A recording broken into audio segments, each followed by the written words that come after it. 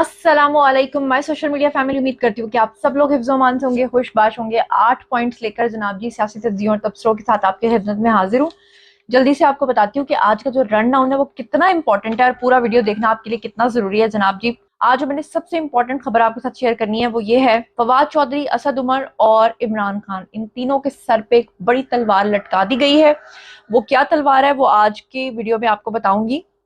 दूसरे नंबर पे आपको बताना है कि न्याजी साहब ने फाइनली जनरल आसिम मुनीर से राब्ता कर लिया है, लेकिन जनरल आसिम मुनीर ने बदले में क्या जवाब दिया है। तीसरे नंबर पे खबर शेयर करनी है, शेख रशीद ने नवाज शरीफ को क्या पैगाम भेजा है और माफिया किस तरह से मांग रहे हैं और बदले में नवाज शरीफ ने आगे से क्या जवाब दिया है।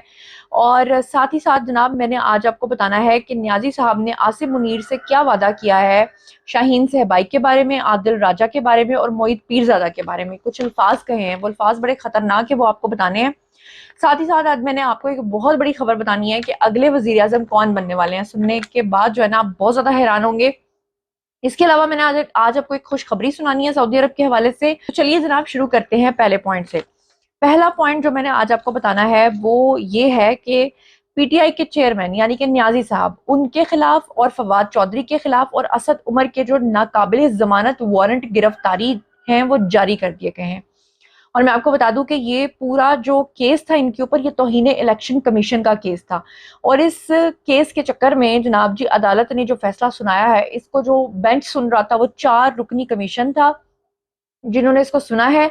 और सुनने के बाद फाइनली उन्होंने न्याजी साहब, फवाद चौधरी और असद उमर के नाकाबिल जमानत वारंट गिरफ्तारी जारी कर दी है। और साथ ही उन्होंने 25 जुलाई तक जो है केस की समाअत को मुलतवी भी कर दिया है। यानी कि मैं वही बता रही हूँ ना कि आने वाले दिन न्याजी साहब के लिए अच्छे नहीं हैं। आपने देखा पिछले वाली वीडियो में मैंने आपको पूरा अहवाल बताया है कि जिस तरह से फॉर्मेशन कमांडर्स की मीटिंग के अंदर ये बात कह दी गई थी, आईएसपीआर की तरफ से एलामिया आ गया था कि वो तमाम वजीर मशीर जो ये समझ रहे हैं कि डिफरेंट पार्टीज में जाने से हमारी जान बच जाएगी, तो ऐसा नहीं है। मुसर्रत चीमा के घर पे भी आपको पता है कि 60 पुलिस अफसरान ने जो है वो धावा बोला है और वो भी चीख रही हैं। और अब जो है फवाद चौधरी, असद उमर और न्यासी साहब की बारी है। तो मतलब चीजें हो रही हैं, मगर किस तरह से हो रही हैं, वो टर्टल के एक स्पीड से हो रही हैं, खरगोश की स्पीड से नहीं हो रही हैं। चलिए जनाब अब चलते हैं जी दूसरी खबर की तरफ। तो दूसरी खबर ये है कि न्याजी साहब ने फाइनली घुटने टेक दिए हैं। किसके सामने? आसिम मुनीर साहब के सामने। आपको पता है कि इसराइल का बयान भी न्याजी के हक में आया। आपने देखा कि इंसानी हकूक की तंजीमों का नाम लेकर भी न्याजी साहब ने प्रोपेगेंडा करने की कोशिश की। आपने देखा न्याजी साहब ने वो जो रॉस चाइल्ड फैमिली है यानी कि जमाइमा की जो फैमिली है उसको भी इन्वॉल्व करके देखा। न्याजी साहब ने सऊदी अरब के कुछ लोगों से भी रिक्वेस्ट की कि उनको जो है वो परवाना दे दिया जाए और पाकिस्तान से बाहर निकाल दिया जाए। लेकिन हमारे जो इदारे हैं वो इस चीज़ को लेकर सीरियस हैं कि न्याजी साहब को बाहर नहीं भेजना। बाहर भेजने का मतलब आप समझ सकते हैं कि रियासत के खिलाफ खुल्लम खुल्ला प्रोपेगेंडा जो है वो आज़ादाना करेंगे। अब जनाब बहुत बड़ी खबर ये है कि न्याजी साहब ने जनरल आसिम मुनीर के पास एक बिजनेस टाइकून को भेजा है। और ये मैं बावसूख जराए से आपको खबर बता रही हूँ और ये कुछ और सहाफ़ी भी आपको अब तक बता चुके होंगे। ये खबर जो है काफ़ी लोगों के पास अब तक आ चुकी है। जनाब हुआ क्या है, 2 दिन पहले इस्लामाबाद के अंदर एक बड़ी मुलाकात के चर्चे हुए हैं। आपको पता है न्याजी साहब ये बहाना करके गए थे इस्लामाबाद के, जी वो मेरी पेशियां थी इसलिए मैं वहां पे गया हूँ, लेकिन असल में उनकी मुलाकात के चर्चे थे। लेकिन मुलाकात हो नहीं पाई। हुआ ये कि उन्होंने उस मुलाकात के लिए यानी जनरल आसिम मुनीर से मुलाकात के लिए एक बिजनेस टाइकून को और ईवान सदर से मदद भी मांगी। आपको पता है इससे पहले जो सदर साहब हैं उन्होंने भी जा के आसिम मुनीर को कहा था कि आप बात कर लें, लेकिन जब आसिम मुनीर साहब के हाथ में उन्होंने नंबर डायल करके पकड़ाया था तो आसिम मुनीर ने वो फोन पीछे कर दिया था और कहा था कि मैं उनसे बात नहीं कर सकता। तो इसके बाद जनाब अली बड़े बिजनेस टाइकून को इसमें इन्वॉल्व किया गया और कहा गया कि मेरी एक बार सिर्फ आसिम मुनीर से मुलाकात करवा दें, उनको बोलें। ये न्याजी साहब ने उस बिजनेस टाइकून को पैगाम देकर भेजा कि उनको बोलें कि 9 मई के तमाम वाकयात की मैं मजम्मत करूंगा। अगर आप मुझसे मुलाकात कर लेते हैं तो मैं ना सिर्फ उन वाकयात की मजम्मत करूंगा बल्कि मेरी जो सोशल मीडिया टीम है मैं उसको भी डिसओन करूंगा। और साथ में उन्होंने ये भी कहा कि सोशल मीडिया टीम जो है मेरी वो फौज के हक में मुहिम चलाएगी और आप आईएसपीआर को भूल जाएंगे। यानी आईएसपीआर आपकी क्या वो करेगा तशहीर जितनी कि हम करेंगे आपकी। ये साथ में न्याजी साहब ने उनको ये ऑफर भी दी कि शाहीन सहबाई जैसे जो 3rd क्लास किस्म के जर्नलिस्ट हैं उनके खिलाफ, मोहित पीरजादा के खिलाफ और मेजर आदिल राजा और एस वजाहत जो है اس کے خلاف جتنے یا اس کے ساتھ جو جتنے بھی صحافی ہیں جو پروپیگنڈا کرتے ہیں روزانہ، ان کی ہر سٹیٹمنٹ سے میں لا تعلقی کا بھی اظہار کروں گا۔ دیکھیں نیازی صاحب مطلب پرست ہیں کہ جو لوگ ان کے لیے آواز اٹھا رہے ہیں وہ کہہ رہے ہیں میں ان کو بھی ڈس اون کر دوں گا، میں ان کی سٹیٹمنٹس کو بھی جو ہے اس سے بھی لا تعلقی کا اظہار کروں گا۔ میری سوشل میڈیا ٹیم جو ہے وہ اسٹیبلشمنٹ کے حق میں جو ہے وہ آ کر کھلے عام بیانات بھی دے گی، صرف ایک بار، صرف ایک بار۔ وہ ہے نا ایک چٹکی سندور کی قیمت تم کیا جانو چندر مکھی، وہ چندر مکھی ایک دفعہ مجھ سے مل لو، صرف ایک بار۔ اچھا، اور ساتھ میں انہوں نے یہ اس بزنس ٹائکون کو پیغام دے کر بھیجا کہ میں نہ صرف ان تمام صحافیوں سے لا تعلقی کا اظہار کروں گا بلکہ ان کو بولوں گا کہ وہ فوج کے حق میں بیانات بھی جاری کرنا شروع کر دیں، یعنی کہ وہ لوگ بھی فوج کے حق میں بیانات والے ولاگز جو ہیں وہ بنانا شروع کر دیں، اور میرے فوج کے خلاف جتنے بھی بیانات ہیں آج تک، جتنے بھی میں نے بیانات آلریڈی دے چکا ہوں، ان سب بیانات کے اوپر بھی میں مذمت جاری کروں گا، اور میری ٹیم بولے گی، یعنی اس بات کو کور کرنے کے لیے میری ٹیم یہ بول دے گی کہ ہم نے تو یہ سب کچھ جو ہے نا اسٹیبلشمنٹ کے خلاف نہیں بولا، بلکہ ہم نے یہ سب کچھ جو ہے مریم نواز اور پی ڈی ایم کے خلاف بولا ہے، اور 9 مئی کا سارا ملبہ جو ہے نون لیگ اور پی ڈی ایم پہ ڈال دیا جائے گا۔ تو آپ جو ہیں وہ برائے مہربانی جو ہیں وہ برائے مہربانی صرف ایک بار ایک چٹکی سندور کی قیمت تم کیا جانو جنرل عاصم منیر، اللہ دا واسطہ میرے سے ملاقات کر لیں۔ پھر اس کے بعد انہوں نے کہا کہ سارا ملبہ جب ہم مریم نواز پہ ڈال دیں گے، پی ڈی ایم پہ ڈال دیں گے، تو پھر جو ہے نا ساری چیزیں دھل جائیں گی۔ لیکن جناب عالی اس کے بعد کیا ہوا؟ اس کے بعد جناب یہ ہوا کہ وہ بزنس ٹائکون جب پہنچا، اور مبینہ طور پہ بتانے والے بتاتے ہیں کہ جب اس نے جنرل عاصم منیر یا ان کے ساتھ جو ساتھی ہیں ان تک یہ میسج پہنچایا، تو بدلے میں آگے سے کیا جواب آیا، ان کی طرف سے کیا جواب آیا؟ انہوں نے کہا کہ جی ہم جو ہیں وہ آپ کی طرح احسان فراموش نہیں ہیں، اور جن سیاستدانوں نے مشکل وقت میں، اس وقت جب پاکستان ڈیفالٹ کر رہا تھا اور آپ جیسے لوگ اعلان کر چکے تھے کہ پاکستان سری لنکا بن چکا ہوا ہے اور کوئی ملک ہمیں جو ہے وہ پیسے دینے کو تیار نہیں تھا، تو ہم تو ان سیاستدانوں نے جنہوں نے اس وقت اپنے اوپر دھبا لگوا کے مہنگائی کر کے پاکستان کو سنبھالا دیا ہے، پاکستانی معیشت کو اپنے پیروں پہ کھڑا کیا ہے اور تمام ممالک سے دوبارہ ہمارے تعلقات کو بحال کروایا ہے، ہم ان سے غداری نہیں کر سکتے۔ اور ساتھ میں ان کو یہ میسج بھی دیا گیا کہ کان کھول کے یہ بات سن لیں کہ 9 مئی سانحے میں ملوث کسی بھی کردار کو معافی نہیں دی جائے گی اور سب کو قانون کا سامنا کرنا پڑے گا۔ اور 2 ٹوک بیان جو ہے وہ ٹش ہو گیا۔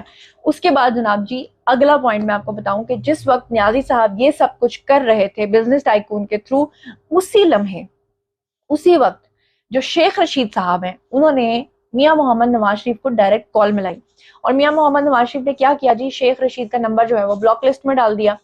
اس کے بعد پھر شیخ رشید نے اپنے کچھ ساتھیوں کے تھرو جو ہے میاں محمد نواز شریف کے پاس میسج بھیجا اور کہا کہ جی وہ جو نا جی میں آپ کے پیروں میں گر کے معافی مانگ لیتا ہوں، مجھے معاف کر دیں۔ تو میاں محمد نواز شریف نے کہا کہ جی نو معافی، یعنی گھٹیا اور جو کمینہ شخص ہوتا ہے، وہ مومن کے بارے میں کہا جاتا ہے نا کہ وہ ایک سوراخ سے 2 بار نہیں ڈسا جاتا، مومن کبھی بھی بار بار ٹرسٹ نہیں کرتا۔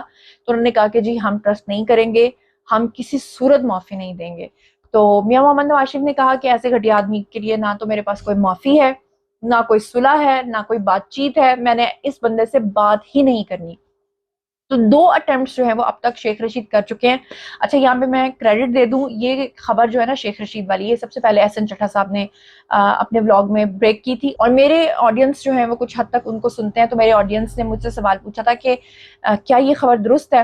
اس وقت میں نے احسن چٹھا صاحب سے رابطہ بھی کیا تھا اور میں نے ان سے پوچھا بھی تھا، اور انہوں نے مجھے یہ خبر کنفرم کی تھی، لیکن پھر بھی میں نے یہ خبر آپ تک نہیں پہنچائی تھی کیونکہ یہ ان کا سورس تھا۔ پھر جب میرے سورس سے مجھ تک خبر پہنچی اور میں نے مختلف جگہوں سے یہ خبر سن لی، اس کے بعد ہی فائنلی میں نے یہ خبر آپ کے ساتھ شیئر کی ہے۔ اور اب چلتے ہیں جناب جی اگلے پوائنٹ کی طرف۔ جناب آپ دیکھ رہے ہیں کہ جیسے جیسے نیازی صاحب کے وارنٹ گرفتاری جاری ہو رہے ہیں، جیسے جیسے ان کے وعدہ مآب گواہ سامنے آ رہے ہیں، جیسے جیسے ان کے ثبوت سامنے آ رہے ہیں، نیازی صاحب کے بیانات بھی اپنی جائیداد کو لے کر بدلتے جا رہے ہیں۔ جیسے وہ الزام لگایا کرتے تھے نواز شریف پہ کہ وہ جسٹیفائی نہیں کر پاتے اپنی جائیداد کو، اسی طرح نیازی صاحب بھی اسی پیٹرن پہ اب چل نکلے ہیں۔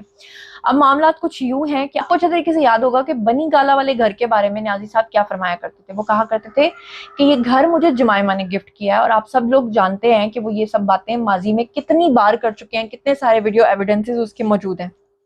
لیکن اب کی بار لیکن اب کی بار نیازی صاحب نے پھر سے 360 ڈگری پہ اپنا بیان بدل لیا ہے، اور بیان بدلتے ہوئے جلیبی ٹرن لیتے ہوئے انہوں نے کہا ہے کہ یہ جو میں نے اپنا گھر بنایا تھا بنی گالا کا، یہ تو میرا جو لندن کا فلیٹ تھا اس کو بیچنے کے بعد میں نے بنایا تھا.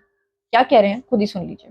تو یہ جو میں نے اپنا لندن کا فلیٹ بیچ کے میں یہ بنی گالا کا گھر بنایا. جی، تو نیازی صاحب کی سٹیٹمنٹس جو ہیں وہ بدلتی جا رہی ہیں، اور نیب جو ہے وہ بار بار ان کو طلب کرتی جا رہی ہے. تو نیب نے جناب جی 190 ملین پاؤنڈ جو کہ القادر یونیورسٹی کا کیس ہے اس کے چکر میں ان کو 13 جولائی کو طلب کر لیا ہے.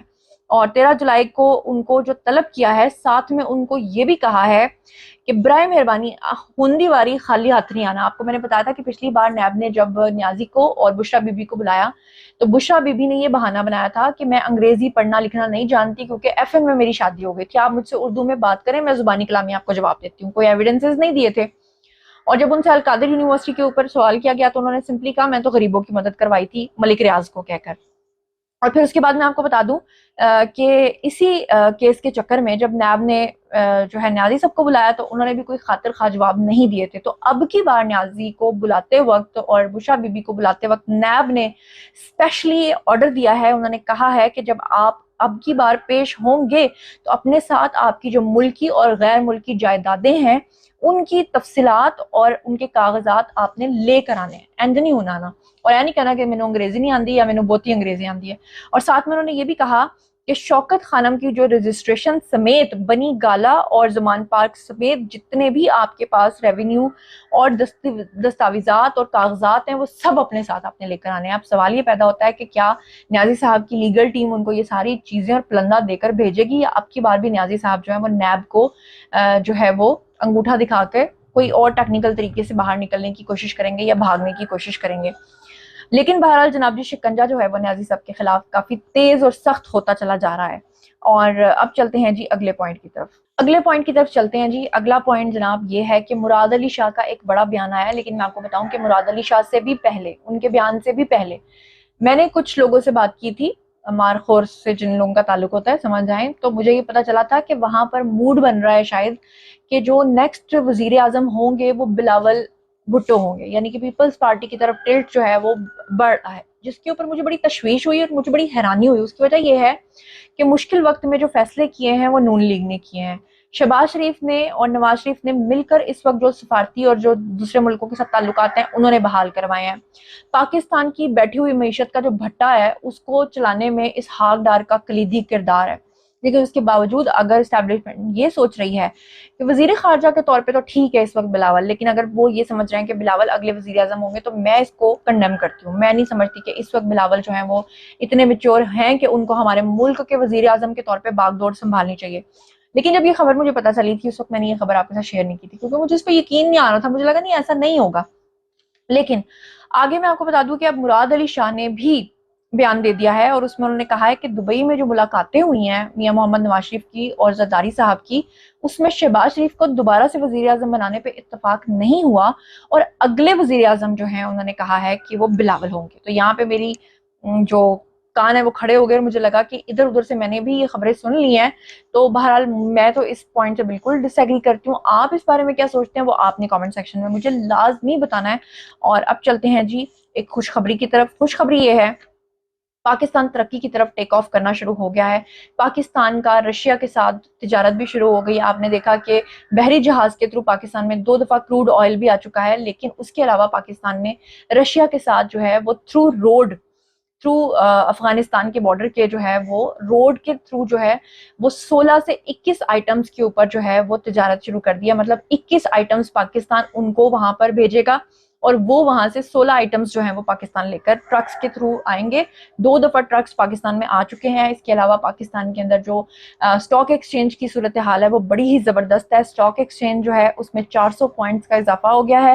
اور ساتھ ہی خوشخبری کی بات یہ ہے کہ اسٹیٹ بینک کے اندر سعودی عرب نے جو پاکستان کے ساتھ $2 ارب دینے کا وعدہ کیا تھا، وہ وعدہ جو ہے وہ سعودی عرب نے پورا کر دیا ہے، اور $2 ارب جو ہیں یہ اسحاق ڈار نے اپنا ویڈیو بیان جاری کیا جس میں انہوں نے تفصیلات بتاتے ہوئے کہا کہ اسٹیٹ بینک میں آ چکے ہیں، اور یہ وعدہ کیا تھا سعودی عرب نے ڈپازٹ کرانے کا، اور اس کی وجہ سے غیر ملکی زر مبادلہ کے اندر جو ذخائر ہیں اس میں ہمارا اضافہ ہوا ہے، جو کہ ایک بڑی خوش آئند بات ہے. پاکستان جو ہے فچ نے بھی اس کی جو اپگریڈیشن ہے گریڈز کی وہ بھی کر دی ہے. تو ایک بڑا ہی خوش آئند بات ہے کہ پاکستان کے بارے میں بھی شکر الحمدللہ کہ ہمیں اچھی خبریں سننے کو مل رہی ہیں. اسٹیٹ بینک کی طرف سے جو خوشخبریاں آ رہی ہیں, سعودی عرب نے جو پیسے جمع کرائے ہیں اور اسٹاک ایکسچینج کی صورتحال بہتر ہو رہی ہے, پاکستان ترقی کی طرف گامزن ہے, اس کے بارے میں آپ کا کیا خیال ہے؟ وزیر اعظم اگلے جو ہیں وہ بلاول کے بارے میں غور کیا جا رہا ہے, اس کے بارے میں آپ کا کیا خیال ہے؟ اور مجھے بتائیے کہ نیب نے جو اب کی بار نیازی صاحب کو بلایا ہے اور بشرا بی بی کو بلایا اور کہا ہے کہ سارے اگلے پچھلے کاغذات لے کے ان دیواری حاضر ہونا ہے, ایسے نہیں آنا, اس کے بارے میں آپ کا کیا خیال ہے؟ اور chairman P T I Fawad Chaudhry اور اسد عمر کے جو ناقابل ضمانت وارنٹ گرفتاری جاری ہوئے ہیں, اس کے بارے میں آپ کا کیا خیال ہے؟